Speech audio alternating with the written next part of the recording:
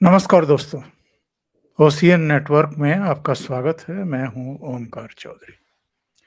आज के इस विशेष कार्यक्रम में हम एक खास विषय पर चर्चा करने जा रहे हैं और ये खास विषय है दुष्यंत दवे के नाम से आप लोग परिचित होंगे। जो परिचित नहीं हैं, उनको मैं एक इंट्रोडक्शन उनका दे देता हूं साहब। ये सज्जन बार एसोसिएशन के राष्ट्रीय बार एसोसिएशन जो दिल्ली में है, जो सुप्रीम कोर्ट वगैरह के वकील साहिबान जिसके तहत आते हैं, उसके प्रेसिडेंट रहे हैं। और साहब इनका एक और परिचय ये है, और सही परिचय वही है, ये जो सेकुलर ब्रिगेड है इस देश की, जो हिंदुओं के खिलाफ लगातार सुप्रीम कोर्ट, हाई कोर्ट और अलग अलग हाई कोर्ट्स में पैरवियां करवाती रहती हैं, लड़ती रहती हैं, ये धर्म स्थलों को लेकर के भी और तमाम दूसरी चीज़ों को लेकर के भी, ये कपिल सिब्बल और कुछ दूसरे चेहरे, ये सब गैंग अप कर जाते हैं। ये सब उसी का हिस्सा हैं। ये वो लोग हैं जो मनमोहन सिंह के समय मलाई खाते थे और सत्ता की नाक के बाल हुआ करते थे। अब ऐसे बहुत सारे लोग हैं जिनकी दुकानदारी ठप हो गई एक्चुअल में, जब से नरेंद्र मोदी प्रधानमंत्री बने। और जिन डीवाई चंद्रचूड़ को लेकर के एक हवा बनाई गई थी कि अब 2-2.5 साल जो है चंद्रचूड़ सीजेआई रहेंगे, तो मोदी सरकार की नाक में दम करके रखेंगे। तो साहब, जिन चंद्रचूड़, वो 5 जस्टिसेस को मत भूलिए जिन्होंने भगवान राम के मंदिर के निर्माण का रास्ता प्रशस्त कर दिया था, उसके पक्ष में फैसला दे करके। और बाद में चंद्रचूड़ साहब ने कहीं अपने एक इंटरव्यू में, अपने उद्बोधन में भी ये कहा था कि भगवान राम ने ही मुझको ये सद्बुद्धि दी थी, ये मार्ग दिखाया था, जो फैसला अल्टीमेटली हम लोगों ने दिया था। तो उसके बावजूद तब के चीफ जस्टिस निशाने पर थे, चंद्रचूड़ साहब उतने नहीं थे।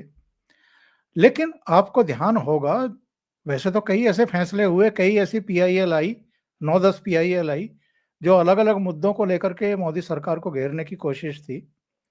वो सब वहीं गई जहां जिनको जाना था, यानी रद्दी की टोकरी में गई, सब खारिज की गई। लेकिन जब गणपति पूजा के लिए प्रधानमंत्री नरेंद्र मोदी सीजेआई के यहाँ गए, तो उसके बाद तो जैसे इस पूरे ग्रोह को आग लग गई, जिसको कहते हैं ना आग लगना, तो आग लग गई। और तरह तरह से गालियां दी जाने लगी चंद्रचूड़ को, उनकी निष्ठा पर सवाल खड़े किए जाने लगे। यहां तक कहा गया कि अब तो वो समझौते भी करेंगे सरकार के साथ मिल करके। अभी ताजा जो ये विषय मैंने क्यों लिया है, करण थापर के नाम से भी आप परिचित होंगे। ये प्राणी तो घोषित मोदी विरोधी हैं, और एक बार तो मोदी जी ने इनको लात मार करके इंटरव्यू बीच में छोड़ दिया था इनका, कहा था कि पानी पियो और हमारी मित्रता बनी रहेगी, निकल लो।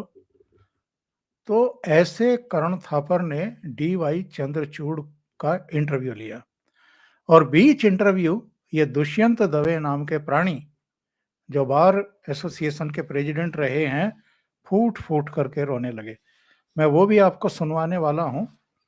पर ये क्यों फूट फूट करके रोए, और क्यों चंद्रचूड़ को कोस रहे हैं, और क्यों ये कह रहे हैं कि साहब मैं कई रातों को सो नहीं पाया, मेरी पत्नी इस बात की गवाह है।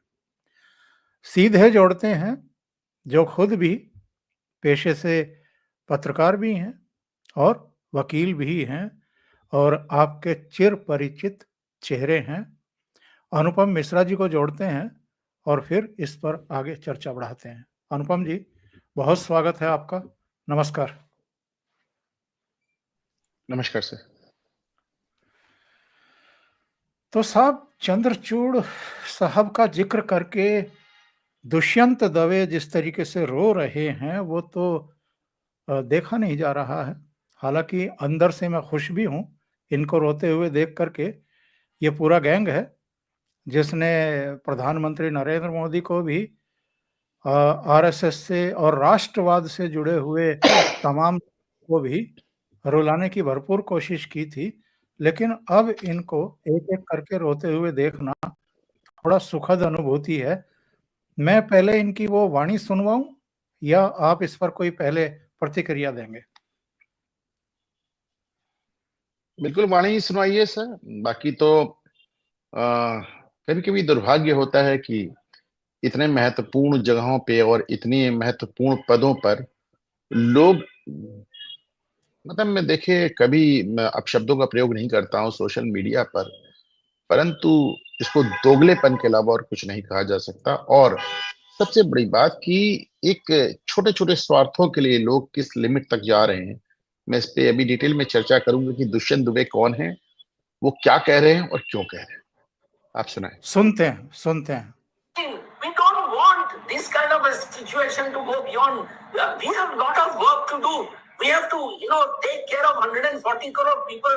We need to create job. We need to uplift the poor from poverty. We need education. We need good health. We need peace. We need harmony. We need prosperity. All this vanish will Karan. I can tell you one thing. I can tell you one thing. I have sleepless nights thinking about it. My wife tells me every day, why are you getting so involved? But I am involved because I am worried about my country. I am worried about my lovely. You don't know how much it is impacting me.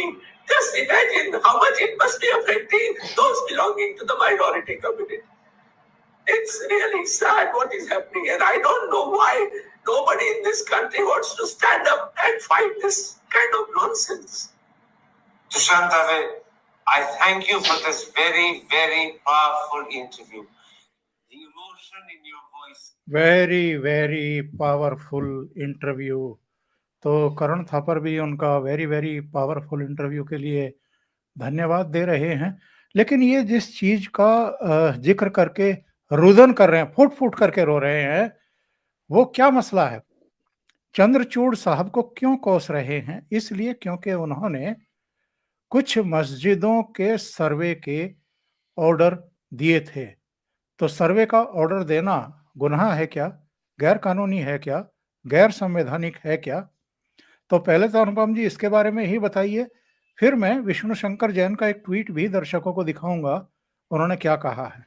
जी ठीक है, पहले तो ये समझ लीजिए कि भारत में supreme court में जज बनने की जो प्रक्रिया है, सामान्य तौर पे हाईकोर्ट जज एलिवेट होकर सुप्रीम कोर्ट में जज बनते हैं। कुछ लोग ऐसे भी हुए हैं जो सीधे सुप्रीम कोर्ट में जज हो गए हैं।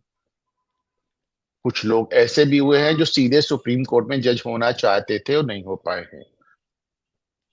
ऐसे लोगों की भी संख्या है। वो भूषण फैमिली से लेके दवे फैमिली तक तमाम लोगों को बहुत ढेर सारे ऐतराज है, उनके अपने वो हैं। दूसरी बात एक होता है जिसे कहते हैं कि कॉन्फ्लिक्ट ऑफ इंटरेस्ट, यानी आपका वहां पे हित जुड़ा हुआ है, आप एक निष्पक्ष व्यक्ति नहीं हो सकते। दुष्यंत दुबे को नेशनल लीगल सर्विस अथॉरिटी में कांग्रेस ने 5 साल तक नियुक्ति दी। 5 साल तक आपने सरकार की मलाई खाई। अच्छा, ऐसे बहुत लोग हैं, मृणाल पांडे, रघुराम राजन, हर्ष मंदर, जब सरकार चला रहे थे सोनिया गांधी के साथ, और फिर नहीं हुआ तो नाराज हो गए। आपको याद होगा जब वो जो एक टेप रिलीज हुए थे, क्या नाम है उस महिला का, बरखा दत्त, वो नारिया, नहीं वो नीरा राडिया टेस्ट, नीरा नीरा राडिया के राडिया। टेप रिलीज हुए थे। तो उसमें हमने देखा था वीर सिंह जी से लेके बरखा दत्त तक सरकार चला रहे थे, गवर्नर बनवा रहे थे, मंत्री बनवा रहे थे, मंत्री हटवा रहे थे गवर्नमेंट। अब उसके बाद अगर ये भाजपा सरकार के आलोचक हैं तो इसमें आश्चर्य कहां है? 1977 में जब इस देश की जनता जातियां झेल रही थी, पूरा विपक्ष जेल में था, तो करण थापर राष्ट्रपति भवन पिक्चर देखने जाते थे। हम और आप सिनेमा हॉल जाते और राष्ट्रपति भवन पिक्चर देखने जाते थे। उनकी आंटी रोमिला थापर भारत की ऐसी इतिहासकार जिनके ऊपर कोई सवाल नहीं उठा सकता। उनको जेएनयू में विशेष जगह दी जाती थी। अच्छा, ये भी एक बड़े मजाक की बात है। रोमिला थापर कहती हैं कि मैं प्राचीन भारत के बारे में लिखती हूं, मुझे संस्कृत नहीं आती। ये कुछ उसी प्रकार है कि मैं कि मुझे फ्रेंच नहीं आती और मुझे फ्रांस की हिस्ट्री में लिखूंगा, क्योंकि प्राचीन भारत में तो सब संस्कृत। इरफान हबीब कहते हैं कि मैं मिडिवल इंडिया के बारे में लिखता हूं, मध्यकालीन भारत के बारे में लिखता हूं, मुझे फारसी नहीं आती। तो एक को संस्कृत नहीं आती, एक को फारसी नहीं आती, एक प्राचीन भारत के बारे में लिख रहा है, मध्यकालीन भारत का तो पूरा आप देखें कि बाबर नामा से लेकर औरंगजेब नामा तक आप पढ़ते कैसे हैं? कमाल की बात है। आप उनको संस्कृत नहीं आती, उनको फारसी नहीं आती, दोनों इतिहासकार हैं। मतलब एक आदमी जाके कह दे कि हम जर्मनी का इतिहास लिख रहे हैं, हमको जर्मन नहीं आती, दूसरा कह रहा है हम फ्रांस की इतिहास लिख रहे हैं, हमको फ्रेंच नहीं आती। तो एक ये जो एक मलाई खाने का एक वो था, दौर था, जहां किसी को कुछ भी, जहां पे अनपढ़ लोगों को जो शिक्षा मंत्री बना दिया जाता था, जहां पे नेहरू जी के रिश्तेदारों को, हाई स्कूल फेल रिश्तेदारों को गवर्नर बना दिया जाता था, राजदूत बना दिया जाता था, वो भी अमेरिका जैसी जगहों पे, जहां पे रिश्तेदारी से फौजी जनरल बना दिए जाते थे, वो जाके चीनी वॉर हार जाते थे।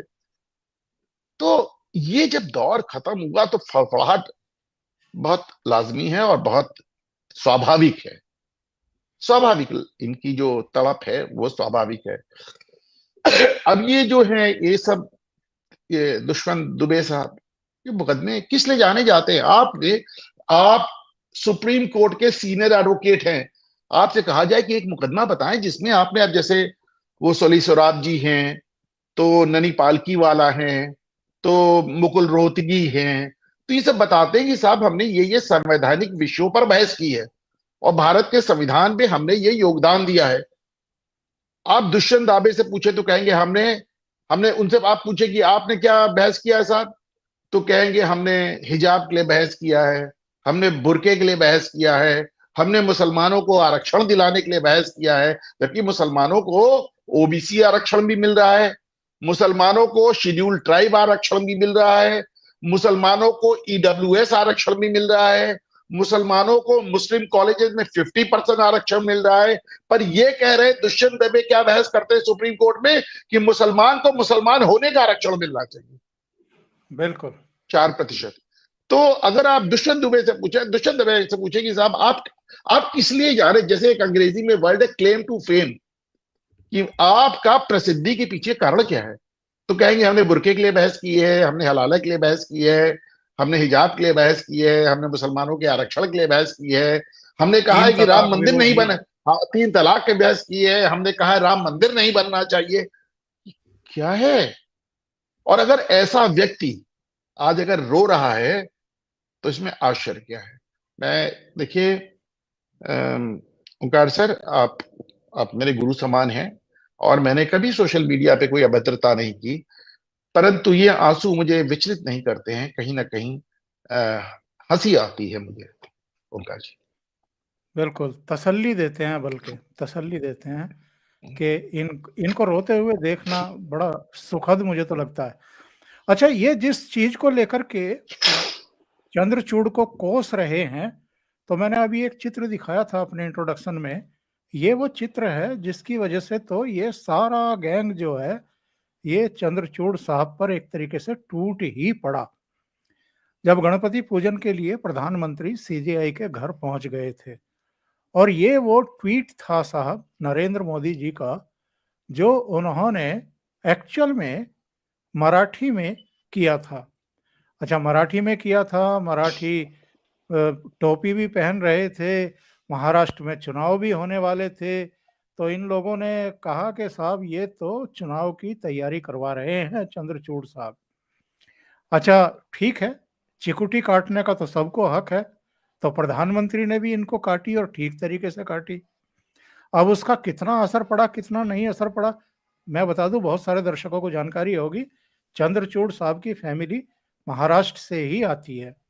तो अगर महाराष्ट्र के मतदाताओं और नागरिकों को प्रधानमंत्री ने इत्तला दी है कि मैं चंद्रचूड़ साहब के यहाँ गणपति पूजन में शामिल था, तो इसमें कौन सा अपराध कर दिया?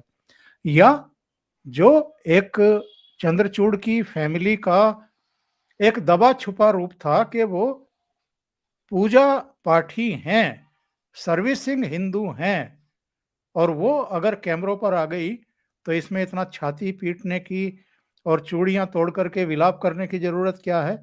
जो उस समय हमने देखा था, ये ट्वीट देखिए इंदिरा जयसिंह का, और ऐसे में बहुत सारे ट्वीट दिखा सकता हूं। उस समय कपिल सिब्बल से लेकर के संजय राउत और सारे दहाड़ मार मार करके रो रहे थे। तो एक बड़ी वजह यह भी है चंद्रचूड़ साहब को निशाने पर लेने की।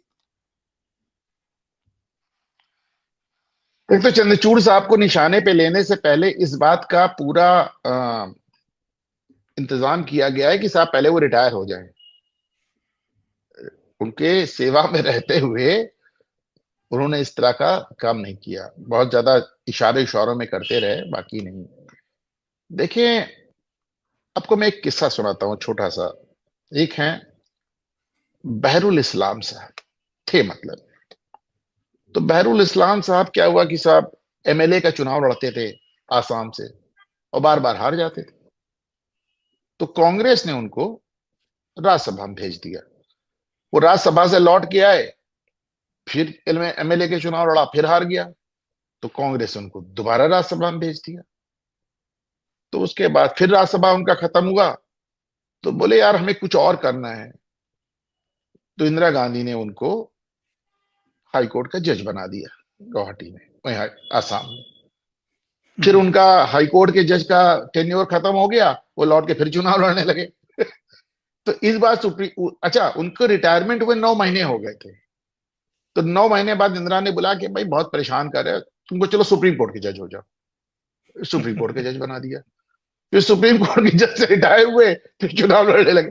तो देखें, मैं सवाल ये है ना कि मतलब इसीलिए मैं इसे दोगलापन कहता हूं कि कौन आदमी क्या कह रहा है। मतलब आपके पास कहने का मुंह है, आप फिर देखें। आज कहते हैं कि साहब इलेक्शन कमिश्नर भी बेईमान है। क्यों इलेक्शन कमिश्नर बेईमान है? क्योंकि वो इलेक्शन कमिश्नर अपॉइंट हो रहा है बिना चीफ जस्टिस ऑफ इंडिया को बैठाए। इनसे पूछो कि 1950 के दशक से जो इलेक्शन कमिश्नर अपॉइंट हो रहा था, देखिए इसको भी समझ लें। आज इलेक्शन कमिश्नर अपॉइंट होता है, उसमें 3 लोग होते हैं, प्रधानमंत्री, गृह मंत्री और नेता विपक्ष। नेता विपक्ष। पर आपको मालूम है कि 1923 के पहले नेता विपक्ष कभी नहीं बैठा। 2023 के पहले, उसके पहले कांग्रेस जिसको चाहती थी उठा के बना दे। मतलब नेता विपक्ष का कोई रोल ही नहीं होता था। और तो और इंडिया टुडे जैसा पब्लिकेशन हेडिंग किस तरह की लगाता था, मैं तो देखकर दंग रह जाता हूं साहब। उनकी हेडिंग अगर आप देख लें, वो हेडिंग ये लगाते थे, दिखाता हूं आपको, एक सेकेंड देखिए, ये इंडिया टुडे की हेडिंग है। और आप मुझे बताएं इसका मतलब क्या है कि सोनिया गांधी ने नवीन चावला को इलेक्शन कमिश्नर बनाया। सोनिया गांधी प्रधानमंत्री हैं, सोनिया गांधी राष्ट्रपति हैं, सोनिया गांधी क्या थी जो उन्होंने मतलब इलेक्शन कमिश्नर सीधे प्रधानमंत्री जिसको चाहता था अपॉइंट कर देता था। मनमोहन सिंह ने अपॉइंट कर दिया। लेकिन मीडिया ये नहीं कह रही थी प्रधानमंत्री ने बनाया, मीडिया कह रही थी सोनिया गांधी ने बनाया, क्योंकि नवीन चावला इंदिरा गांधी से इमरजेंसी के दिनों से जुड़े हुए थे, जिनके बारे में उस समय चीफ इलेक्शन कमिश्नर ने कहा था कि मीटिंग से उठ के बाथरूम जाते हैं, सोनिया को फोन करते हैं और पूछते हैं क्या करना है, इनको हटा दिया जाए। इनके लिए सुप्रीम कोर्ट में पिटीशन गई, नहीं हटाया गया। ऐसा तो क्या बोल रहे हैं आप, कैसे बोल रहे हैं? तीसरी बात, आप भारत के एक आम आदमी से, एक आम इंसान से, उससे उसका इतिहास जानने का हक, अधिकार छीनना चाहते हैं। हिंदू मुसलमानों की तरह सड़क पे नहीं उतर रहा है, वो सिर्फ कोर्ट जा रहा है। आप तो सड़क पे उतर आते हैं। जब सुप्रीम कोर्ट आदेश किया कि एक बुढ़ी महिला शाहबानो नाम के, उसको 120 रुपया महीना दे दो, बेचारी कहां जाएगी, अपने बच्चों का गुजारा कैसे करेगा, तो पूरे भारत के मुसलमान सड़क पे उतर आया और हर मुद्दे पे उतर आया। ट्रिपल तलाक पे उतर आया, हलाला पे उतर आया, हिजाब पे उतर आया, राम मंदिर पे उतर आया, संभल पे उतर आया। हिंदू को आप सड़क CAA पे उतर आया, NRC पे उतर आया, और हिंदू सड़क उतरना तो दूर की बात है, हिंदू कोर्ट तक नहीं जा सकता, क्योंकि अगर वो कोर्ट जाएगा तो ये संविधान की वो हो रही है, अवहेलना हो रही है।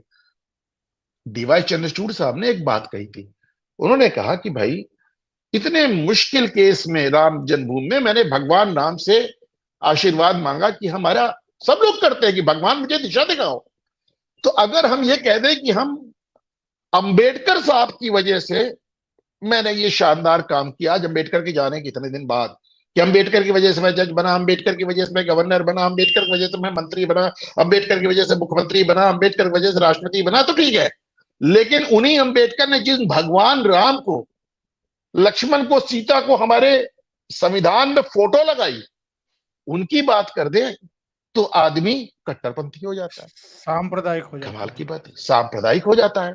एक बात मैंने कही थी, आज मैं देख रहा हूं कि सोशल मीडिया पे बहुत वायरल है, मैंने अपने चैनल घूमता यहाँ पे 3-4 दिन पहले एक बात कही थी कि इसको इस तरह तुलना कीजिए कि मुसलमानों को दिया वक्फ बोर्ड की जहां चाहो कब्जा करो, और हिंदुओं को दिया प्लेसेस ऑफ वर्शिप एक्ट कि तुम किसी पे उंगली भी नहीं उठा सकते।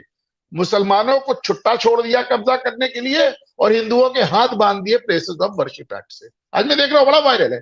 दूसरी बात भी मैंने कही थी कि साहब आप कर क्या रहे हैं, आप मतलब इतना इतना भी आप अत्याचार ना करें, इतना भी जबर ना करें कि लोगों का आज तो लोग कोर्ट जा रहे हैं और आपको इतराज हो रहा है। अच्छा एक बात और मुझे बताएं, आज हिंदू जब कहता है कि साहब उस मस्जिद का दौरा करा लो, उसमें हमारा मंदिर छुपा हुआ है, उसमें हमारा वो छुपा है, क्या नाम है, हमारा शिवलिंग छुपा है, तो आप कहते हो कि ये तो गलत है साहब, ये तो क्रिमिनल है। और इधर देखें, इधर देखें, जब वक्फ बोर्ड 6-6 मंदिरों पर दावा कर देता है दिल्ली के, उस समय दुष्यंत दुबे को रोना नहीं आया साहब, उस समय दुष्यंत दुबे नहीं रोए, उस समय जहीरुल शाह ने चिट्ठी नहीं लिखी, उस समय एसवाई कुरैशी ने चिट्ठी नहीं लिखी, उस समय नजीब जंग ने चिट्ठी नहीं लिखी। तो ये क्या पागलपन है, ये घूम घूम के मंदिरों पे और सड़कों पे, मैदानों पे, एयरपोर्ट पे, यहां तक कि संसद भवन पे दावा कर रहे हैं और किसी के कान पे जू नहीं देंगे रही। और हिंदुओं ने तो अच्छा और सुनिए, ये तो कोर्ट भी नहीं जा रहे हैं, ये तो कोर्ट भी नहीं जा रहे हैं, क्योंकि कानून ये है कि यही अदालत, यही मुंसिफ, यही मजिस्ट्रेट, यही मुद्दई, यही सब कुछ है। हिंदू तो कोर्ट जा रहा है, आप उससे उसका अदालत जाने का अधिकार छीनना चाहते हैं।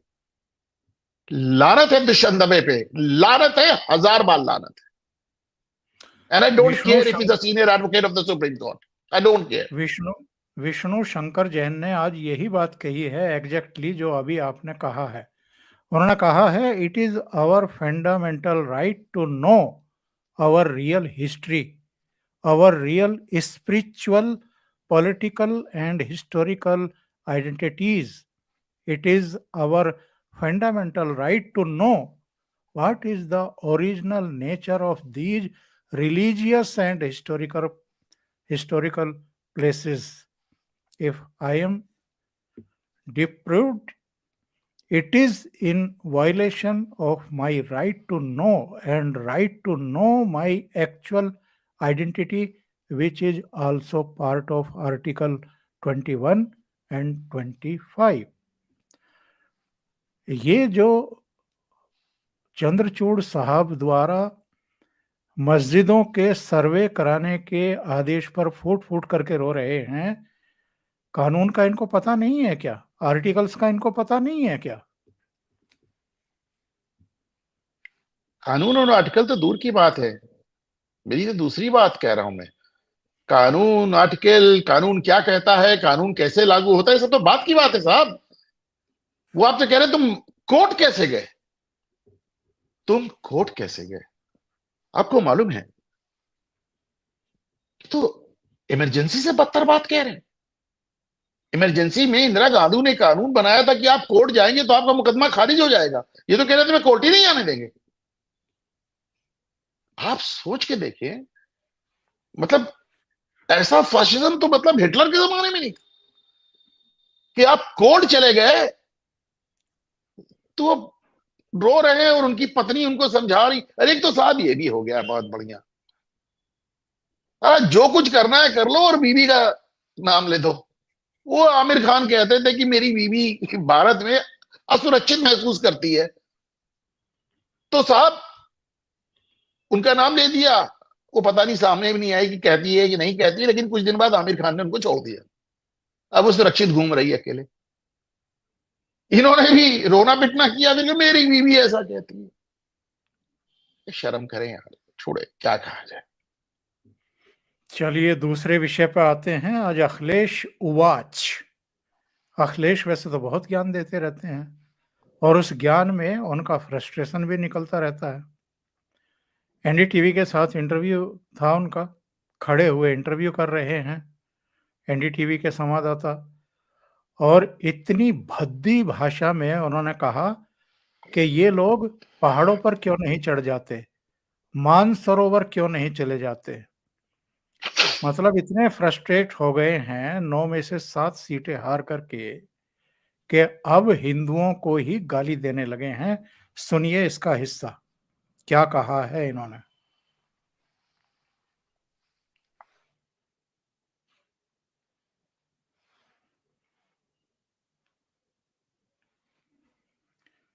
मुझे लगता है जी जी मैं ये कहता हूँ मानसरोवर क्यों नहीं जाते हैं, कैलाश वहाँ शिखर पर क्यों नहीं जाते हैं, कैलाश पर्वत पर वहाँ जाना चाहिए। और मैं समझता हूँ बीजेपी के लोगों को उसी तरफ सबको पैदल मार्च करना चाहिए। कम से कम हम पे कैलाश पर्वत तो होगा, मानसरोवर तो होगा। आप जाएंगे, मैं आखिरी में रहूंगा। जब बीजेपी की पूरी लाइन खत्म हो जाएगी तब आखिरी में मैं खड़ा दिखाई दूंगा उनके साथ। सबसे आगे बीजेपी के लोग हों और जाएं, सीमा के पार जाएं और कैलाश पर्वत और मानसरोवर लेकर के आए। अजमेर शरीफ ये सब ये बताइए कि लोकसभा चुनाव में इन्होंने जो गुल खिलाया था, जातीय आधार पर लोगों को बांट करके, जो ये 37 सीटें ये ले गए, 6 कांग्रेस को मिल गई, 43 29 सीटें भारतीय जनता पार्टी की इन्होंने बंटवा दी। अब इस उपचुनाव में तो पलटवार किया है योगी जी ने और जबरदस्त किया है। जो इनके हिस्से की सीटें थी, जहां से इनके एमपी चुने गए थे और सीटें खाली हुई थी, वो भी उन्होंने जीत ली। और बाकी तो छोड़ दीजिए, कुंदरकी वाली सीट जहां 65% मुसलमान है, वो भी भारतीय जनता पार्टी ने जीत ली। तो इस कदर इनसिक्योर, इस कदर फ्रस्ट्रेटेड कि अब कह रहे हैं कि मानसरोवर चले जाओ, कैलाश पर्वत की चोटी पर चढ़ जाओ। इतना फ्रस्ट्रेशन। नहीं, देखिए आपको समझना पड़ेगा। मुझे लगता है कि लोग इस तरह के रैंट को उसके पीछे छिपे हुए तथ्यों पे ध्यान नहीं देते। मैं आपको तथ्य कुछ बताता हूं। नंबर 1, करहल की सीट 5 लाख से गिर के 18,000 17,000 पे आ गई। सीसामऊ की सीट जो ये जीते हैं वो 20,000 गिर के 7,000 पे आ गई। कुंदरकी की सीट जो 65 से 70% मुसलमान है, वहां तुम करीब 1.5 लाख वोट से हार गए। फिर तुमने कहा कि भाई वहां पे लोगों को वोट नहीं देने दिया गया। फिर वहां के जो मुस्लिम समाज था और हाजी रिजवान जो वहां के सपा प्रत्याशी थे, उनके गांव के लोग बाहर निकल आए और ऐसे करके अपनी इंक दिखाने लगे कि हमने वोट भी दिया है और हाजी के खिलाफ भी दिया है। ये बहुत घबराने की बात है साहब। बिना मुस्लिम वोट के मैं हमेशा कहता हूं भारतीय जनता पार्टी के अलावा किसी भी पार्टी दर्जन भर सीट की महंगी। इससे भी एक और घबराने की बात हुई साहब। संभल में जो मामला हुआ, संभल में हरिहर मंदिर के लिए जिस व्यक्ति ने याचिका दायर की, उनका नाम है महंत ऋषिराज गिरी। उन्होंने एक नारा दिया कि 5 सदी से जमा रक्त जब शोला बनकर खौलेगा, बाबर भी तब कब्र से उठ के हरिहर हरिहर बोलेगा। और जो ये महंत ऋषिराज गिरी हैं, ये हैं कौन पहले आप जान लीजिए। इनके 100 में से 99 फॉलोअर यादव हैं। जी हाँ, ये यादव समाज के गुरु हैं। तो यार कुंदरकी में मुसलमान निकल जा रहा है, संभल में यादव। जब माई निकल गई पूरी तो फिर होगा क्या? आप इसको समझे जरा से। ये घबराहट है, ये तमतमाहट है, और इतनी ज्यादा कि आपने कहा अच्छा देखिए तमतमाहट में क्या किया। कहा यार वो विष्णु जैन और हरिशंकर जैन हैं, वही सब मुकदमे कर रहे हैं। तो आपने 18-20 साल पुराना एक मामला लिया, एक छोटी सी घटना, वो कह दिया कि हिंदू समाज जैन समाज पे हमला कर रहा है। लोग मजाक बना रहे हैं आपका, सिर्फ इसलिए आपने वो जैन पिता पुत्र पे हमला कर दिया। फिर आपका फ्रस्ट्रेशन भी, जब ये भाजपा के लोग कहते हैं कि भाजपा के लोग भारतीय नहीं है, क्या ये किसी और देश के लोग हैं? ये इन देश के लोगों से कह रहे हैं चीन चले जाओ। अगर तुमको अपना मंदिर चाहिए तो पहले चीन जाओ। देखिए यही तो कह रहे हैं ना कि हिंदुओं को यदि अपना कोई मंदिर चाहिए, कृष्ण जन्मभूमि चाहिए, काशी विश्वनाथ चाहिए, संभल चाहिए, भोजशाला चाहिए, तो ऐसा करो चीन निकल लो। कमाल की बात कर रहे हैं आप सर। अब देखिए बार बार चीन की बात ना किया करें, क्योंकि चीन में जो हो रहा है इस्लाम के साथ, अभी वो आपको याद दिला दिया जाएगा तो फिर आपको जवाब नहीं सुनेगा। अभी आपने जो आंकड़े दिए हैं कि करहल में कितना घट करके रह गया है, सीसामऊ में कितना घट करके रह गया है, कल योगी आदित्यनाथ ने यही तो कहा है। जरा देखिए हेडलाइन क्या है। उन्होंने कहा है कि एकजुट होकर जुटें, 27 में करहल और सीसामऊ सीट भी जीतेंगे। यही बात उन्होंने कही है कि अब तो बहुत छोटा सा अंतर रह गया है, थोड़ा सा और जोर लगाओ तो 2027 में तो हम ये भी करेंगे। तो इनकी बौखलाहट क्यों नहीं होगी साहब? ये तो अब गालियां भी बकेंगे। इनका चरित्र यही है। लेकिन देखें भारतीय जनता पार्टी को मैं बताता हूं, हर सिक्के के दो पहलू होते हैं। कांग्रेस की एनसीपी से कम सीट थी, उसने झट से मुख्यमंत्री पद ले लिया था। कल कोई लिख रहा था, मैंने उसको जवाब भी दिया था और मैंने अपने चैनल पे भी इसका जिक्र किया। भारतीय जनता पार्टी अपने दम पे करीब करीब बहुमत के करीब पहुंच चुकी है महाराष्ट्र में। अजीत पवार ऑलरेडी उनको सपोर्ट कर रहे हैं, लेकिन भारतीय जनता पार्टी इस पूरी कोशिश में लगी कि जब तक हम एक नाथ शिंदे जी को मना ना लें तब तक हम सरकार ना बनाए। वो सबको साथ लेके, भाई वो चाहे तो एक बैठ के एक नाथ शिंदे को ठेका दिखा सकते हैं, पर नहीं, वो एक नाथ शिंदे को लेने को तैयार है। भारतीय जनता पार्टी ज्यादा सीट पाकर भी नीतीश कुमार को मुख्यमंत्री बना देती है। तो ठीक है, आप सबको एकोमोडेट कर रहे हैं, अच्छी बात है, बहुत अच्छी बात है, लेकिन हर चीज की एक हद होती है। आप एक नाथ शिंदे को एकोमोडेट कर रहे हैं, समझ में आता है। आप नीतीश कुमार को एकोमोडेट कर रहे हैं, समझ में आता है। लेकिन 10 साल पहले से जो आप समाजवादी पार्टी सरकार पे भ्रष्टाचार के आरोप लगा रहे थे, अखिलेश यादव पे लगा रहे थे, शिवपाल यादव पे लगा रहे थे, और उन मुकदमों में पिछले 7.5 साल में कोई डेवलपमेंट ना होना, उल्टे मुलायम सिंह यादव को पद्म विभूषण दिया जाना, तो कहीं ना कहीं ये बात भी अखरती है। आपको कुछ ना कुछ डोनाल्ड ट्रंप से सीखना चाहिए। डोनाल्ड ट्रंप को देखिए, उनसे कहा जा रहा है, अरे यार आप क्या कर रहे हो? आपने FBI हिंदू को दे दिया, आपने डायरेक्टर इंटरनल इंटेलिजेंस ये तुलसी गबार्ड को, वो भी हिंदू को दे दिया, आपने पूरी नौकरशाही बदलने का काम विवेक रामास्वामी को दे दिया, आपके उपराष्ट्रपति की पत्नी उषा वेल्स हिंदू हैं। आप क्या कर रहे हो? यहाँ ये रिपब्लिकन की सरकार बन रही है कि भाजपा की सरकार बन रही है, तो कोई फर्क नहीं, जो करना रही। उन्होंने अभी अपने समधी को देख के एम्बेसडर बना दिया, यही चिल्लाते रहिए। तो सर भाई, जवाहरलाल नेहरू को देखे, जो चाहते कर, इंदिरा जी जो चाहती थी करती थी, है किस तरह सरकारें यूं ताश के पत्तों की तरफ फेंट के बदल देती थी। इंदिरा जी तो जुडिशरी के जजेस इस तरह बदलती थी। हाँ, आपने देखा है कि मनमोहन सिंह जैसा कमजोर प्रधानमंत्री जनवरी 2014 में सरकार जाने के केवल 3 महीने पहले जैन को एक अलग धर्म घोषित कर देता है। जैन समुदाय को भारत से काट देता है हिंदुओं से, और एक अलग धर्म घोषित कर दिया जनवरी 2014 में। सिद्धारमैया ने लिंगायत को एक अलग धर्म घोषित कर दिया। वो अलग बात है कि तब तक मोदी प्रधानमंत्री हो गए तो उनके प्रपोजल को काट के फेंक दिया उन्होंने। हेमंत सोरेन ने पूरे आदिवासी समाज को गैर हिंदू घोषित कर दिया, सरना बता दिया, वो भी मोदी सरकार ने उनका प्रपोजल भी फाड़ के फेंक दिया। तो जिसको जहां मौका मिल रहा है डंके की चोट पर अपनी बात कह रहा है। मुझे लगता है कि एक और काम कर गए थे मनमोहन सिंह, वक्फ की सैकड़ों संपत्तियां दिल्ली की, मतलब वक्फ की नहीं थी, पर वो वक्फ को दे गए। 123 प्रॉपर्टी, 123 हाँ जी। प्रॉपर्टी उन्होंने दे दिया। तो मेरा कहने के तात्पर्य, अभी भी देखिए खड़गे ने कल क्या कहा, महाराष्ट्र की जो समीक्षा बैठक थी, उन्होंने कहा हमको सत्ता चाहिए अपना एजेंडा लागू करने के लिए। तो भाई आप भी तो अपना एजेंडा लाएं, हमने आपको वोट दिया है उसी एजेंडा के लिए। बहुत काम किया आपने, 370 हटाया है, यूनिफॉर्म सिविल कोड की शुरुआत कर दी है, CAA लाए हैं, तमाम चीजें आपने की है। लेकिन मुझे लगता है कि जो ये ठंडा करके खाना, धीरे धीरे सबकी सहमत बनाना, सबकी सहमत नहीं बनती। और फिर से याद दिलाता हूं 1000वीं बार कि सबका साथ और सबका विकास तो आप कर सकते हैं, पर सबका विश्वास तो भगवान राम को त्रेता युग में नहीं मिला, कलयुग में नरेंद्र मोदी साहब को क्या मिलेगा। बहुत बहुत धन्यवाद अनुपम मिश्रा जी, आप जुड़े और जुड़ करके आपने बहुत ही महत्वपूर्ण मुद्दों पर चर्चा की। दर्शकों से निवेदन, वो अपना टाइम भी तय करने वाले हैं चैनल का, किस समय लाइव आएंगे, तो घूमता आईना जरूर देखें, सब्सक्राइब करें और उनको सहयोग भी करें। बहुत बहुत धन्यवाद आपका। Thank you so much. नमस्कार। नमस्कार।